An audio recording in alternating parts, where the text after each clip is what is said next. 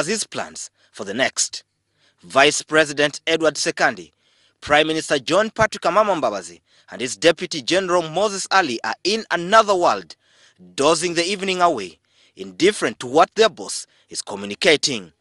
Not far away, Finance Minister Maria Chiwanuka as well joins the party, an incident quite strange and happens probably only in Uganda and a few other places. Had the president not been the one delivering the speech, okay, he would be sleeping too.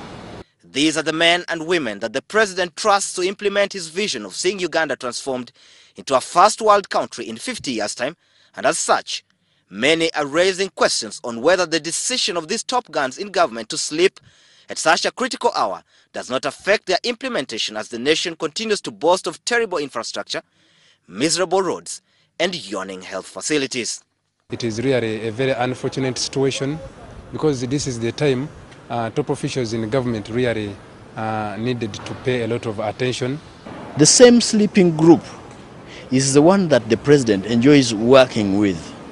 They are all tired, right from the president, the vice president, etc. Those are grandfathers who should, for the few hours they are awake, be playing with their grandchildren. As political leaders, they spearhead the transactions in ministries that are supposed to translate into effective service delivery, probably the reason why most technocrats have emerged as power blocks, dictating events in the ministries. Indeed, the president at some point blamed some officials for not doing enough, citing Ministry of Health on maternal health and issues to do with NADS that the president says must be rethought. Billions have been swindled from the Office of the Prime Minister, Ministry of Finance, Ministry of Public Service and other government agencies, and as such, a joke has emerged that the money is often stolen as the political leaders retreat to slumberland. You cannot expect life to be better. One with a sleeping president, with a sleeping vice president, with a sleeping cabinet. If you looked at the red paper today, the headline is, "They have slept again." It is critical for the country to be reassured that these events do not play out as well in the day-to-day running of government business, where some have already complained about unnecessary bureaucracies and delays caused by officials who are not bothered or rather prefer to take their time. And yet, the president promised improved service delivery in the next financial year, and many will be looking out for its implementation. In any case, the resources are limited of members of parliament in the opposition.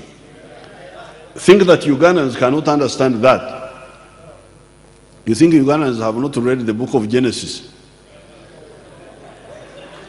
to know that things take time? Promising is one thing, delivery is another. And as people in charge continue to sleep during critical hours, the public might be worried as chances are that the promises could pass unnoticed. Some have argued that most top guns in government have since become weak, consumed by old age, yet they have never thought about hanging their political boots as the countries continue to suffer the repercussions of their tiredness. Surprisingly, even some younger people are falling prey to the sleeping bug. Sabiti Joseph, WS Television, from the Ugandan Parliament.